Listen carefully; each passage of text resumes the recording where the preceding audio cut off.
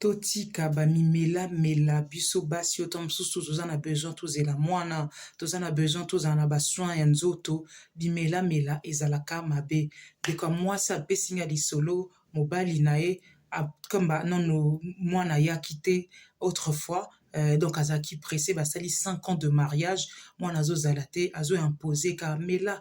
bakisi nga na otindelo bakisi euti Afrique omela mwasi mpe azwi bakisi odebe alinga mela elle s'est dit comme naza na gynécologue comme naza mpe na bamédecin nameka none kopresente ngo na bamédecin avant nga inamela certes que mobali na nga azoyebisa nga kaka mela eza bien basi mingi bamela babota nga no ça fait 5 ans mwana nano te boye na boye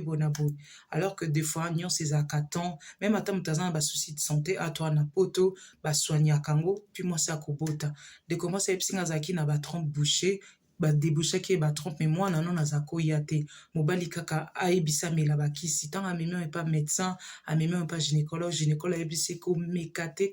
te tala bakisi oyo bacomposant toyebi kutu te dose toyebi kutu te eza nini exactement nyonso ezali mixe nyonso ezali broye en tout cas oyo ezali danger soki omeli yango bo soki ozwi problème okosala nini vraiment apesaki vraiment avertissement alobi c'est vrai que beaucoup de personnes africaines bamelaka bakisi ntango bayaka mpe na poto bazala batraitement defa ezalaka très difficile tellement bamela bakisi esala bango baréaction ebebisa mpe bango banzoto bafoi barein donc nyonso ezali ya komela te certes bakisi ancestral ezali neti apesi exemple ozomona ndeti aloe vera ezokotraite bato baza ta mosusu na baple na bapota mais faut koyeba source ya kisi kaka so bapesi bino bakisi eza mixe so boyebi te bomelaka te bandeko na nga abi misusu bayaka yango en sachet eza lokola bate oyebi kutu origine te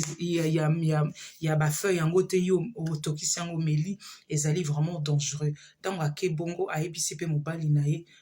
alobi bon ok ya pas de problème mobali azalaki un peu koboude quelque temps après ayebisi nga mona comme Dieu est bon 6 ans 5 ans de mariage 6e année yango nakomi na mokumba na ngai eyaki naturellement namelaki kisi te kaka koyeba soin epa gynécologue apesanga bacide folique apesanga bakisi ya fer apesanga batraitement oyo ebooste nga un temps après nazwi zemi donc c'est pour vraiment dire bino bamaman ou bien bajeune fille bazoluka mwana non azoya te bomelaka bakisi te bokenda epa médecin akosoigne bino akotraite bino awa to wana poto baservice ezali ebele oleke bokende recours na bakisi je vous dis à bientôt ezali mona numéro 1 chaîne otolobela masolo ya vie.